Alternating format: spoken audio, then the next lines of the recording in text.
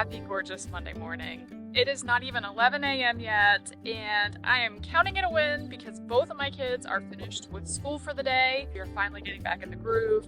We're getting back into a routine. We're knocking things out, and we're doing great. Because our Monday is off to such a great start, and the kids and I have already tackled school for the day, my mission is to bring you along as I get our yard and our outdoor space to better shape than it is right now so that we are set up for fall and winter around here. I'm gonna take a walk around, show you how things are looking right now, and then we're gonna get to work.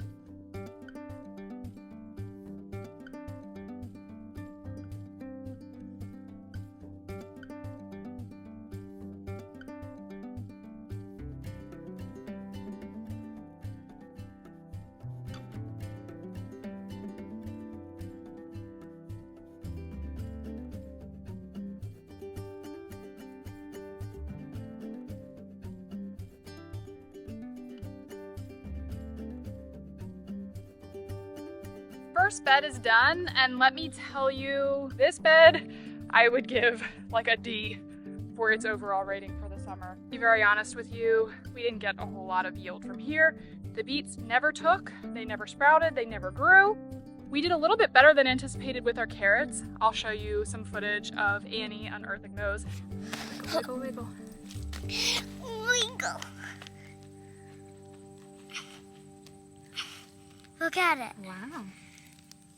I don't know how deep it goes, but... Oh. Wow, hey! That's not too shabby. Hold it up next to your face so that they can see. Hey, we got a carrot!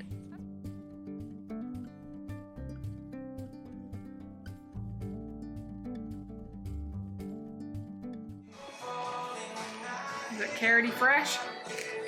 Arlo says I will finish it. Thumbs up. Some things that I learned about myself in moving forward. Leaf lettuces, I have basically just discovered that those are not for me. I think we will nix the leaf lettuces next year and perhaps put something in its place in this bed.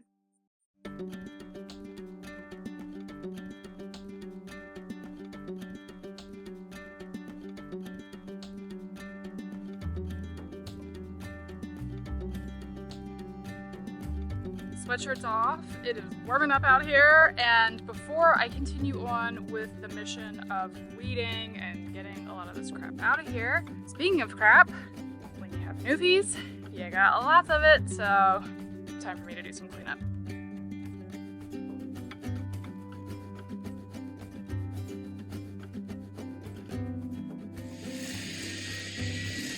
So much.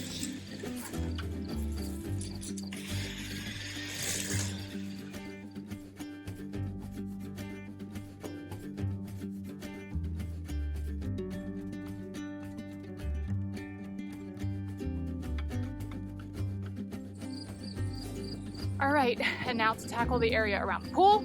Got my handy dandy trimmer Clark over here handling that, and I am going to be hand weeding all of the stuff near the electrical and the water lines.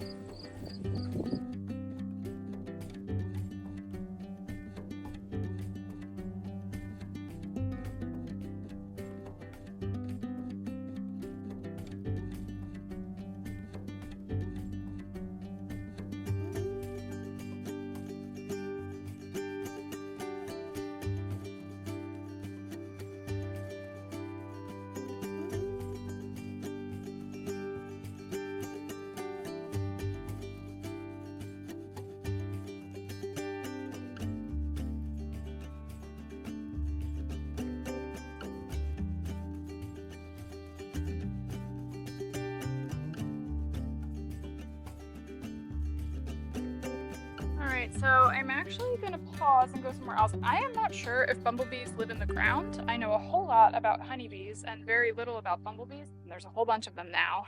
Started out with just the one that stung me, and now I see probably about 20 or so. But I've clearly ticked them off, and I don't want to get stung anymore. And I'm going to move on to outside of the fence for the time being.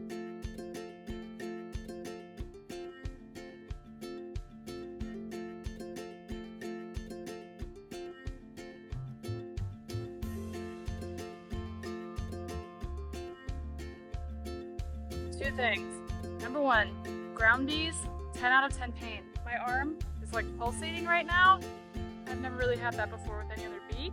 Number 2, my sister's a kindergarten teacher. She loves to collect caterpillars every year and turn them into butterflies in her classroom. I'm gonna collect these and see if she needs them, and if not, perhaps we can watch them change into butterflies.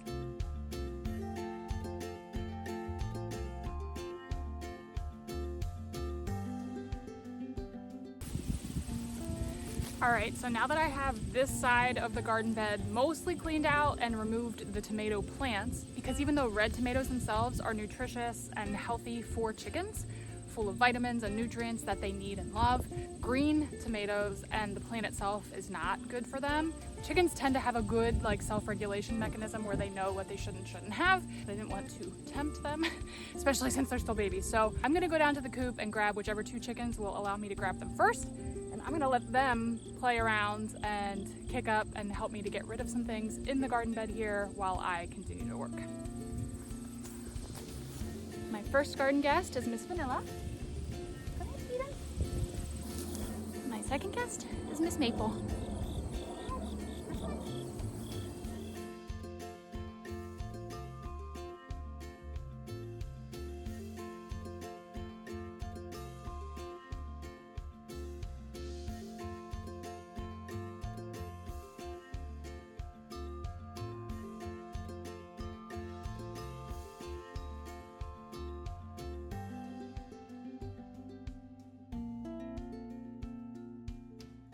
Alright, so I just took a little break from the sun. I got some food in my stomach. There are a lot of fun facts about Clark that you already know, such as that he is incredibly handy and does things well beyond the things that most children his age do. But Clark is also a very talented barista, and he just made me a shaken brown sugar espresso, which was delicious.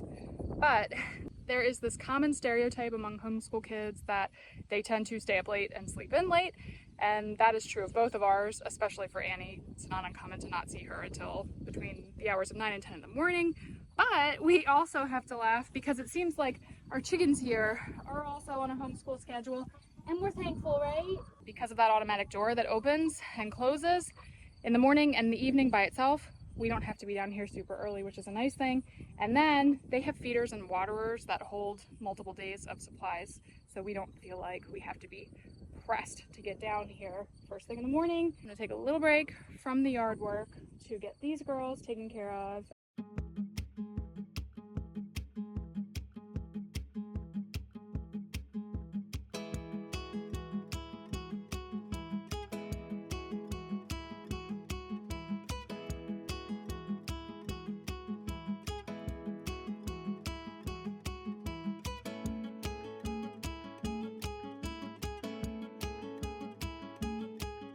I just wanted to film a little bit of daily cleanup in the coop, especially while Miss Brownie is in the nesting box.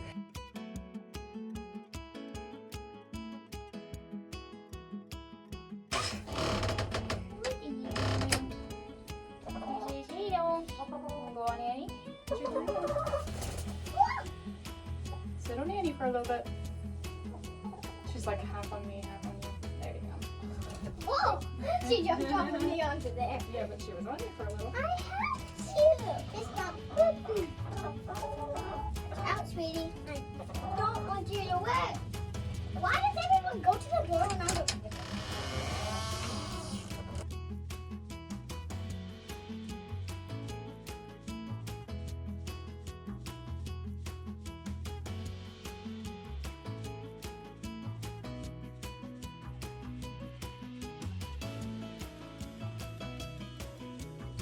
All right, it's a little bit after 3. The chickens are happily munching on all of the things that I just tossed to them from the garden.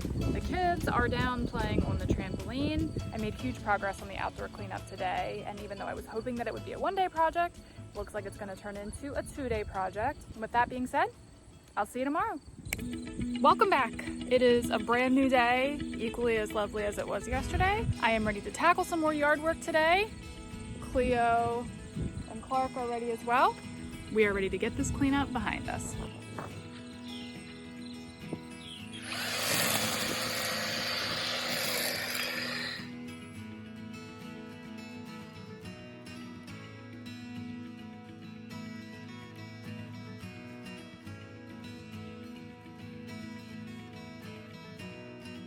So as Clark backs up the Kubota here, we just wrapped up our final garden bed, and I think it's pretty obvious that this was not the most fruitful or bountiful year as far as any of our gardening goes. Gardening is not one of my top skills. I'm still learning a lot. And then additionally, we had so many other things on our plate this summer. This was basically just a plop things in the ground, water them occasionally, and see what happens sort of year. This bed behind me was probably our worst failure of them all. We attempted peas, bush beans, edamame, and corn in here, and none of them were successful. The peas never sprouted.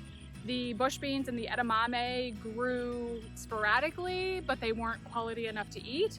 And this is about all we got as far as our corn goes. There's a variety of reasons why I think this one failed. You can see there's so much grass in there. I went through once with a tiller and expected our garden mats to keep that grass from regrowing. Obviously, grass is a lot more resilient than that. So if we really want this bed to be anything more than a fenced-in area of yard, what we're gonna have to do is really till that and bring in some garden soil next year. So that one was kind of a flop, but that's all right. It's cleaned up. We will see where we're gonna go with that for next year. Maybe we can turn that into our asparagus bed, because I really, really want to do asparagus. Asparagus takes like 3 years to reach a harvest, and once you plant it, you're never going to use that spot for anything else. So I would be willing, I think, to give that over to asparagus. But what if so we'll see. doesn't work? And you wait 3?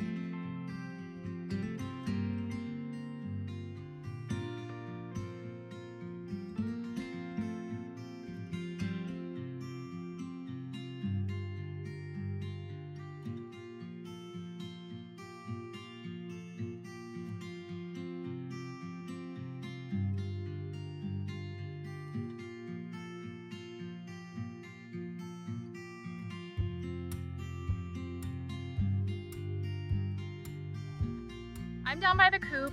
The raspberries are behind me here. These little girls are gonna be sad because they love hiding in the raspberries and running through them, but the raspberry crop has ended, and I did not realize that you actually trim the canes the whole way back after the crop is done. So I'm gonna come through here with trimmers and lop these all down. That is supposed to help with an even bigger and better yield for next year. So even though the chickens will be sad now, they will be happy next year.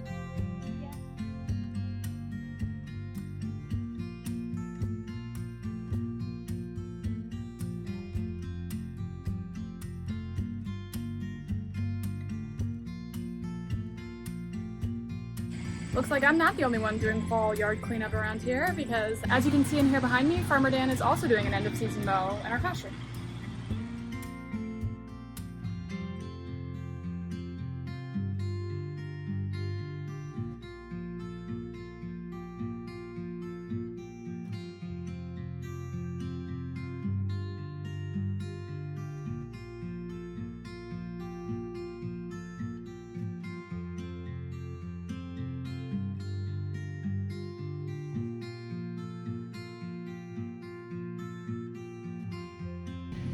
As you can see, our pool is still open, and it is September 10th today. So you may be wondering, why do we still have it open, especially when our pool is only clocking in at 64 degrees?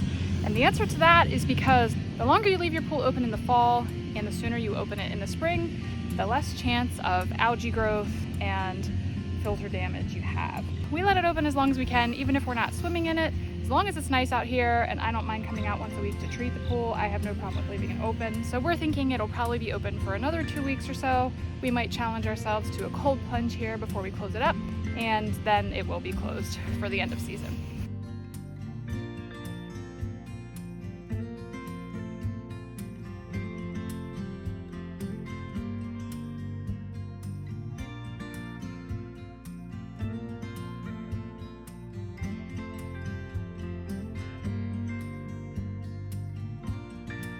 Two work days and lots of hours later, the yard is officially what I am calling in shape for fall and winter to arrive. There is so much potential here on our land, and there is so much more that we can and hopefully will do as the years continue to unfold for us. Landscaping, gardening, taking care of our pollinators, just all of these things that we want to do, but we are so thankful for the here and now. And even though I have, I'm sure, a variety of things in my hair, Yep, I do. From trimming and all of the work that I've done, I am thankful for it. I am thankful for this place, and we will see you again soon. Oh yeah, I forgot to give you a bee sting update. It's pretty darn embarrassing to have the type of pain and reaction that I am having to a bumblebee sting. I liked it a whole lot better when I could just say that they were ground bees, but I did some research and it was a bumblebee. But look at my arm, right above my elbow. I have a significant amount of swelling. Oh, it hurts to bend my wrist. You can't see the bone in my wrist. Might not look that significant, but if you look on this side, you can see my bones. This side is like jello. So, Bumblebee 1, Whitney 0. Oh, there she is. Darn it, Sussy. You proven me wrong, girl. I was about ready to say maybe you were laying me an egg. Oh, one of you ate an egg. You stinkers.